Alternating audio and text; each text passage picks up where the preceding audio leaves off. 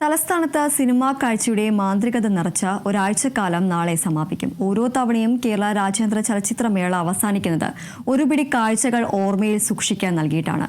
ഒരു വർഷത്തേക്കുള്ള കാത്തിരിപ്പാണിനി. കാണുകയും കാണിക്കുകയും ചെയ്യുന്ന സിനിമാ മേളയെക്കുറിച്ച് അത് ആസ്വദിക്കുന്ന കണ്ണുകൾക്കും ചിലത് പറയാനുണ്ട്. അവരുടെ ഉത്സവം കൂടിയാണ് ഓരോ ചലച്ചിത്രമേളയും.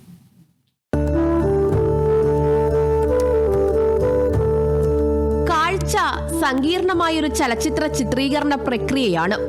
പ്രകാശം ലെൻസിലൂടെ ഫോക്കസ് ചെയ്യുന്നത് മുതൽ തുടങ്ങുന്ന രാസചിത്രീകരണം. വാക്കുകൾക്ക് മുന്നേ ഉണ്ടായ കാഴ്ചയിലൂടെയാണ് മനുഷ്യന് പരിവർത്തനമുണ്ടായത്. ആഗോളീകരണത്തിന്റെ വിശാല ലോകത്ത് കാഴ്ച പുതിയ മേച്ചിൽപ്പുറങ്ങൾ തേടി പുറപ്പെട്ടു. അത് തിയേറ്ററും പിന്നീട് അവിടെ നിന്ന് സിനിമയുമായി പരിണമിച്ചു.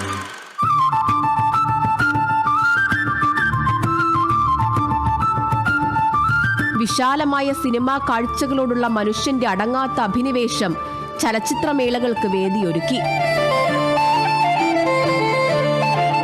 ആ കണ്ണുകൾ മേളയിലെ ചിത്രങ്ങളുടെ പിന്നാലെ ഇമജിമാതെ പാഞ്ഞു.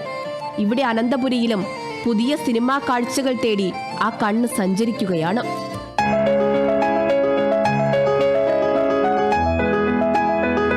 ക്യാമറ കണ്ണുകളുടെയും ഫ്രെയിമുകളുടെയും ഉള്ളിൽ നിന്ന് പുറത്തെത്തി ജീവിതം പറയുന്ന മനുഷ്യരുടെ കഥകളാണ് രാജ്യാന്തര ചലച്ചിത്രമേളയുടെ ആത്മാവ്.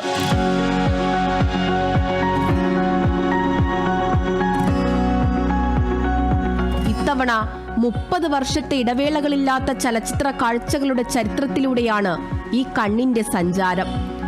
ലങ്കാലക്ഷ്മിയുടെ കണ്ണിലൂടെ ലോക സിനിമയുടെ വിശാല ലോകം തുറന്നിട്ട ചലച്ചിത്രമേള അരക്ഷിതരുടെയും പീഡിതരുടെയും വേദന പങ്കുവച്ചു.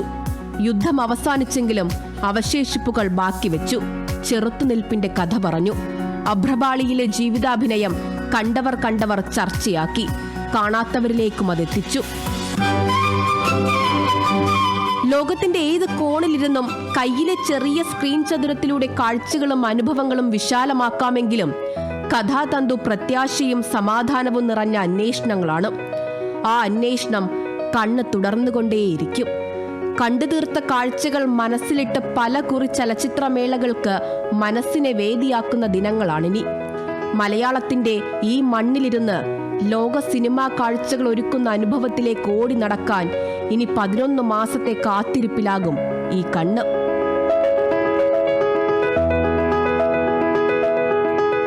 ചലച്ചിത്രവേദിയിൽ നിന്നും ഷാൻ ജെയ്സിനൊപ്പം സൂര്യഗായത്രി, കേരള വിഷൻ ന്യൂസ്.